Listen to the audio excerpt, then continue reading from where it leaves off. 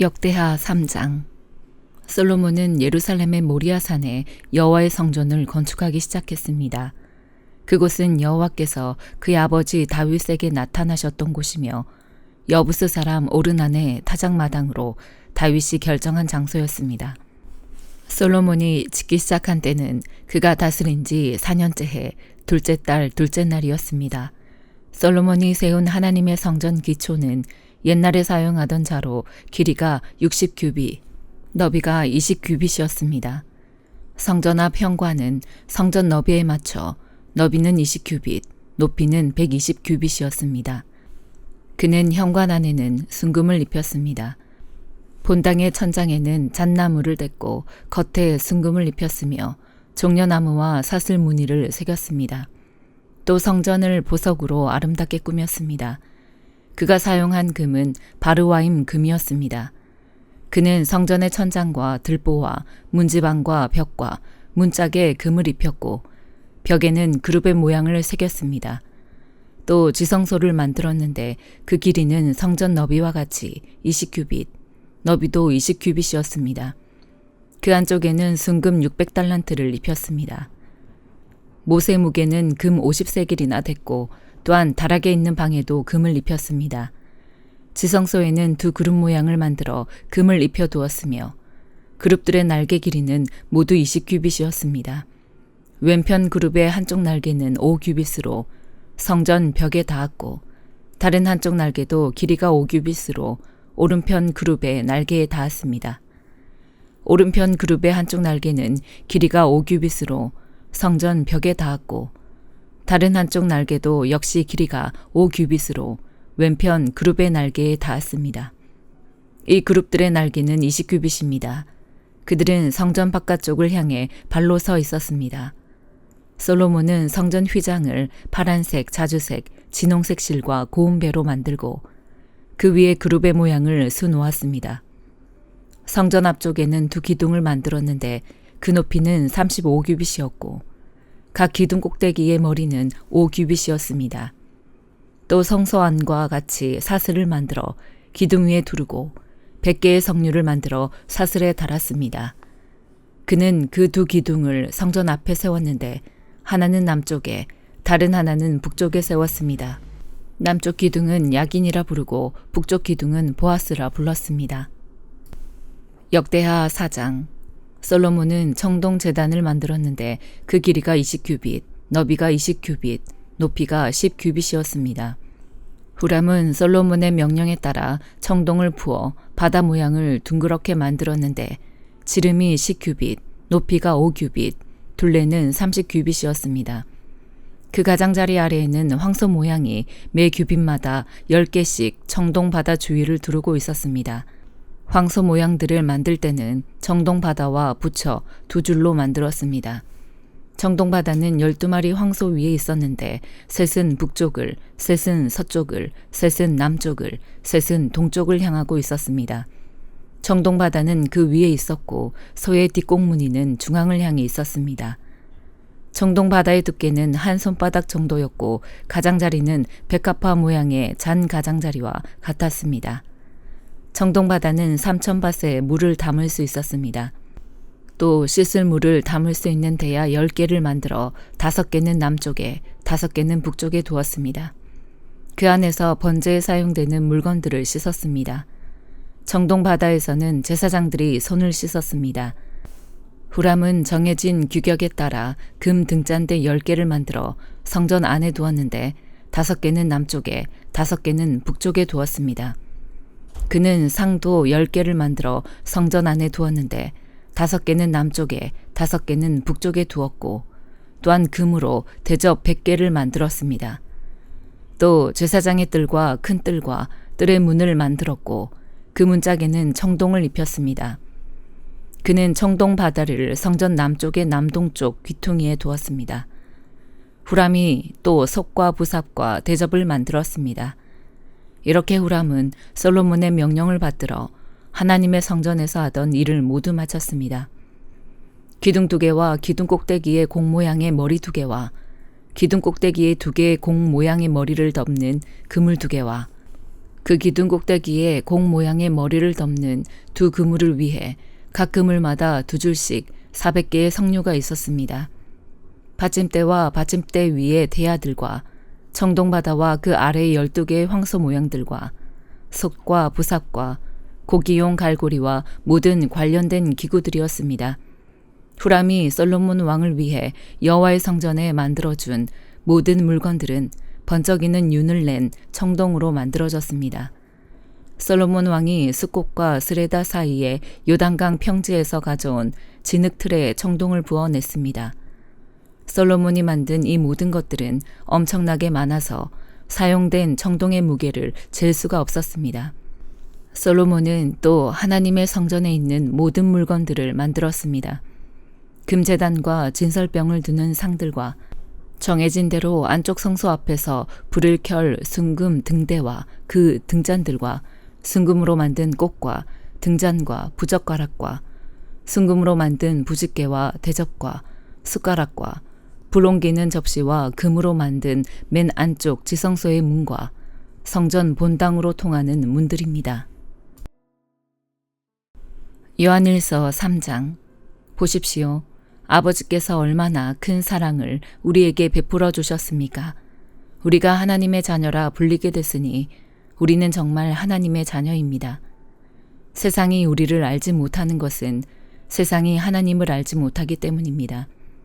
사랑하는 여러분, 이제 우리는 하나님의 자녀들입니다. 우리가 어떻게 될지는 아직 모르지만 그리스도께서 나타나시면 우리도 그분과 같이 될 것임을 우리는 압니다. 우리가 그분을 있는 모습 그대로 볼 것이기 때문입니다. 누구든지 그분을 향해 이 소망을 가진 사람은 그분께서 정결하신 것처럼 자신을 정결하게 합니다. 누구든지 죄를 짓는 사람은 불법을 행하는 것입니다. 죄는 곧 불법입니다. 여러분이 알다시피 그분은 죄를 없애시려고 나타나셨습니다. 그러나 그분은 죄가 없습니다. 누구든지 그리스도 안에 거하는 사람은 죄를 짓지 않습니다. 죄를 짓는 사람은 누구나 그분을 본 적도 그분을 안 적도 없는 사람입니다. 자녀들이여, 여러분은 어느 누구에게도 속지 마십시오. 누구든지 의를 행하는 사람은 그분께서 의로우신 것처럼 의롭습니다. 죄를 짓는 사람은 누구나 마귀에게 속해 있습니다. 마귀는 처음부터 죄짓기를 일삼아 왔기 때문입니다. 하나님의 아들이 나타나신 것은 마귀의 일을 멸하시기 위한 것입니다. 누구든지 하나님께로부터 난 사람은 죄를 짓지 않습니다. 그 사람 안에 하나님의 씨가 있기 때문입니다. 그는 하나님에게서 났기 때문에 죄를 지을 수 없습니다. 이로써 하나님의 자녀와 마귀의 자녀가 분명히 드러납니다. 누구든지 의를 행하지 않는 사람이나 자기 형제를 사랑하지 않는 사람은 하나님께 속해 있지 않습니다. 여러분이 처음부터 들은 소식은 이것인데 곧 서로 사랑하라는 것입니다. 우리는 악한 자에게 속해 자기 동생을 죽인 가인처럼 되지 말아야 합니다. 대체 왜 가인이 동생을 죽였습니까? 그것은 자기의 행위는 악하고 동생의 행위는 의로웠기 때문입니다. 형제들이여, 세상이 여러분을 미워하더라도 이상하게 여기지 마십시오. 우리가 알다시피 우리는 죽음에서 생명으로 옮겨졌습니다. 이것을 아는 것은 우리가 형제를 사랑하기 때문입니다. 사랑하지 않는 사람은 죽음에 머물러 있는 사람입니다. 누구든지 자기 형제를 미워하는 사람은 살인자입니다. 여러분이 알다시피 살인자는 누구든지 그 안에 영생을 소유하지 못한 사람입니다. 예수 그리스도께서는 우리를 위해 자기 목숨을 내놓으셨습니다. 그래서 우리가 사랑을 알게 됐습니다. 그러므로 우리도 형제들을 위해 우리 목숨을 내놓는 것이 마땅합니다. 누구든지 세상 재물을 갖고 있으면서 자기 형제나 자매의 궁핍함을 보고도 도와줄 마음이 없다면 어떻게 그 사람 안에 하나님의 사랑이 있다고 하겠습니까? 자녀들이여, 우리가 말과 혀로만 사랑하지 말고 행동과 진실함으로 사랑합시다. 이렇게 행해야 우리가 진리에 속한 줄을 알고 하나님 앞에서 확신을 갖게 될 것입니다. 혹시 우리 마음에 가책을 받는 일이 있다 할지라도 우리가 확신을 가져야 하는 것은 하나님은 우리의 마음보다 크시고 모든 것을 아시기 때문입니다. 사랑하는 여러분, 만일 우리 마음에 가책받는 것이 없다면 우리는 하나님 앞에서 떳떳하고 우리가 구하는 것은 무엇이든지 하나님에게서 받습니다. 우리가 하나님의 계명을 지키고 하나님 앞에서 기뻐하시는 일을 행하기 때문입니다. 하나님의 계명은 이것이니 곧 하나님의 아들 예수 그리스도의 이름을 믿고 하나님께서 우리에게 계명을 주신 대로 서로 사랑하라는 것입니다. 하나님의 계명을 지키는 사람은 하나님 안에 있고 하나님은 그 사람 안에 계십니다. 하나님께서 우리에게 주신 성령을 통해 하나님이 우리 안에 계시는 것을 압니다. 나훔 2장. 침략군이 너를 향해 왔다. 성을 지켜보아라. 길을 잘 살펴보아라. 준비를 단단히 해보아라. 네 온 힘을 다해 보아라. 파괴자들이 이스라엘과 야곱을 폐허로 만들고 그들의 포도나무 가지들을 망쳐버렸다 할지라도 여호와께서 이스라엘의 영광과 야곱의 영광을 회복시켜 주실 것이다. 침략군 용사들의 방패는 붉은색이고 용맹스러운 군사들은 자주색 옷을 입었다. 그들이 준비된 날에 전차들 위에 쇠붙이는 번쩍거리고 방백나무로 만든 창들은 요동친다. 전차들이 거리로 질주하며 광장에서 이리저리 내달리는구나. 마치 횃불처럼 보이고 마치 번개처럼 빨리 달린다. 그가 그의 장교들을 소집한다. 그들은 비틀거리면서도 진격한다. 성벽에 재빨리 다다른다. 성을 공격할 준비를 갖춘다. 강의 수문이 열리고 왕궁이 무너진다. 이미 결정됐다. 왕비가 벌거벗겨져 포로가 돼 끌려가고 그녀의 시녀들이 비둘기 소리처럼 구슬프게 울며 자기 가슴을 친다. 옛적부터 니느웨는 마치 물이 가득 찬 연못처럼 백성이 많았던 성이지만 이제 그들은 도망치고 있다. 서라, 서라 외치지만 아무도 뒤를 돌아보지 않는다. 너희는 은을 약탈하라. 너희는 금을 약탈하라. 온갖 값진 것들과 한없이 많은 보물이 있다. 텅텅 비어있고 아무것도 없으며 폐허가 됐다. 마음이 녹아내리고 무릎이 비틀거린다. 고통이 몸 전체에 퍼지고 그들의 얼굴이 모두 창백해졌다. 사자굴이 어디에 있느냐? 어린 사자들을 키웠던 곳이 어디에 있느냐? 수사자와 암사자와 젖먹이 사자들이 두려울 것 없이 다녔던 곳이 어디에 있느냐? 사자가 자기 새끼를 위해 충분한 먹이를 찢고 암사자를 위해 먹이를 잡아다 주며 자기 굴을 먹이로 채우고 그 죽인 것으로 가득 채워 놓았던 사자굴이 어디 있느냐? 보아라, 내가 너를 치겠다. 만군의 여호와께서 하신 말씀이다. 내가 네 전차들을 불태워 연기가 되게 하고 칼이 네 새끼 사자들을 집어삼킬 것이다. 내가 이 땅에 네 먹이를 남겨놓지 않겠다. 네가 보낸 사람의 목소리가 더 이상 들리지 않을 것이다.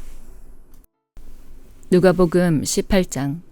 예수께서는 제자들이 항상 기도하며 포기하지 않도록 하시려고 비유를 말씀하셨습니다. 어느 마을에 하나님을 두려워하지도 않고 사람을 무시하는 재판관이 있었다. 그리고 그 마을에 한 과부가 있었는데 그 여인은 수시로 재판관을 찾아와 내 원수에게 원한을 갚아주십시오라고 간청하는 것이었다. 한동안 재판관은 들은 척도 하지 않다가 마침내 이런 생각이 들었다.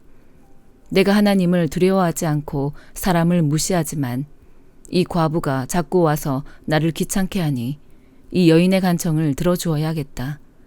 그러지 않으면 계속 나를 찾아와 괴롭힐 것이다. 주께서 말씀하셨습니다. 너희는 이 불의한 재판관이 말한 것을 들으라. 하나님께서 밤낮으로 부르짖는 그 택하신 백성들의 원한을 갚지 않으시고 오랫동안 모른 채하며 내버려 두시겠느냐. 내가 너희에게 말한다. 하나님은 속히 그들의 원한을 풀어주실 것이다. 그러나 인자가 올 때 이 세상에서 믿음을 찾아볼 수 있겠느냐. 자기가 의롭다고 생각하며 다른 사람들을 업신여기는 몇몇 사람들에게 예수께서 이런 비유를 들려주셨습니다. 두 사람이 기도하러 성전에 올라갔다. 한 사람은 바리새파 사람이었고 또 다른 사람은 세리였다. 바리새파 사람은 서서 자신에 대해 이렇게 기도했다. 하나님, 저는 다른 사람들, 곧 남의 것을 빼앗는 사람이나 불의한 사람이나 간음하는 사람과 같지 않고 이 세리와도 같지 않음을 감사합니다. 저는 일주일에 2번씩 금식하고 얻은 모든 것의 11조를 냅니다. 그러나 세리는 멀찍이 서서 하늘을 쳐다볼 엄두도 내지 못하고는 가슴을 치며 말했다. 하나님, 이 죄인에게 자비를 베풀어 주십시오. 내가 너희에게 말한다. 이 사람이 저 바리새파 사람보다 오히려 의롭다는 인정을 받고 집으로 돌아갔다. 누구든지 자기를 높이는 사람은 낮아질 것이요. 자기를 낮추는 사람은 높아질 것이다. 사람들이 아기들을 예수께 데려와 만져주시기를 원했습니다. 제자들은 이 광경을 보고 그들을 꾸짖었습니다. 그러나 예수께서는 그 아이들을 불러 말씀하셨습니다. 어린아이들이 내게로 오는 것을 허락하고 막지 말라. 하나님 나라는 이런 어린아이들의 것이다. 내가 진실로 너희에게 말한다. 누구든지 어린아이와 같이 하나님 나라를 받아들이지 않는 사람은 거기에 들어가지 못할 것이다. 어떤 지도자가 예수께 물었습니다. 선하신 선생님, 영생을 얻으려면 제가 어떻게 해야 합니까? 예수께서 대답하셨습니다. 네가 왜 나를 선하다고 하느냐? 오직 하나님 외에는 선한 분이 없다. 간음하지 말라, 살인하지 말라, 도둑질하지 말라, 거짓 증언하지 말라, 네 부모를 공경하라라는 계명을 네가 알고 있다. 그가 말했습니다. 그런 모든 것은 제가 어려서부터 다 지켰습니다. 이 말을 듣고 예수께서 말씀하셨습니다. 너에게 아직 부족한 것이 한 가지 있다. 네가 가진 것을 모두 팔아 가난한 사람들에게 나눠 주어라. 그러면 하늘에서 보물을 가질 것이다. 그 후에 와서 나를 따라라. 그 사람은 이 말씀을 듣고 슬픔에 깊이 잠겼습니다. 그가 큰 부자였기 때문입니다. 예수께서 그를 쳐다보고 말씀하셨습니다. 부자들이 하나님 나라에 들어가기가 얼마나 어려운지 모른다. 부자가 하나님 나라에 들어가는 것보다 낙타가 바늘 구멍으로 지나가는 것이 더 쉽다. 이 말씀을 듣고 있던 사람들이 물었습니다. 그러면 누가 구원받을 수 있겠습니까? 예수께서 대답하셨습니다. 사람이 할 수 없는 일을 하나님께서는 하실 수 있다. 베드로가 예수께 말했습니다. 보십시오. 저희는 가진 것을 모두 버리고 주를 따랐습니다. 예수께서 그들에게 말씀하셨습니다. 내가 진실로 너희에게 말한다. 하나님 나라를 위해 집이나 아내나 형제나 부모나 자식을 버린 사람은 이 세상에서 여러 배로 받을 것이요. 또한 오는 세상에서 영생을 받을 것이다. 예수께서는 12제자를 곁에 불러놓고 말씀하셨습니다. 보라, 우리는 예루살렘으로 올라간다. 예언자들이 인자에 대해 기록한 모든 것이 이루어질 것이다. 인자가 이방 사람들에게 넘겨져 조롱과 모욕과 침뱉음을 당할 것이다. 그들은 채찍질한 후에 그를 죽일 것이다. 그러나 그는 3일째 되는 날 살아날 것이다. 그러나 제자들은 이 말씀을 조금도 깨닫지 못했습니다. 이 말씀의 뜻이 그들에게 숨겨져 있기에 제자들은 예수께서 하시는 말씀을 이해하지 못했습니다. 예수께서 여리고에 가까이 이르셨을 때 길거리에 보지 못하는 한 사람이 앉아 구걸하고 있었습니다. 그는 많은 사람들이 지나가는 소리를 듣고 무슨 일인지 물었습니다. 사람들이 나스렛 예수가 지나가신다 하고 말해 주었습니다. 그러자 그가 크게 외쳤습니다. 다윗의 자손 예수여, 저를 불쌍히 여겨 주십시오. 앞서가던 사람들이 그를 꾸짖으며 조용히 하라고 했습니다. 그러자 그는 더욱더 큰 소리로 다윗의 자손이여, 저를 불쌍히 여겨 주십시오 라고 외쳤습니다. 예수께서 가던 길을 멈추고 그 사람을 데려오라 하고 명령하셨습니다. 그가 가까이 다가오자 예수께서 물으셨습니다. 내가 너에게 무엇을 해주기를 원하느냐? 그가 대답했습니다. 주여, 다시 보고 싶습니다. 예수께서 그에게 말씀하셨습니다. 눈을 떠라. 네 믿음이 너를 구원했다. 그러자 그는 곧 보게 됐고 하나님께 영광을 돌리며 예수를 따라갔습니다. 이 광경을 본 사람들도 모두 하나님을 찬양했습니다. 아멘.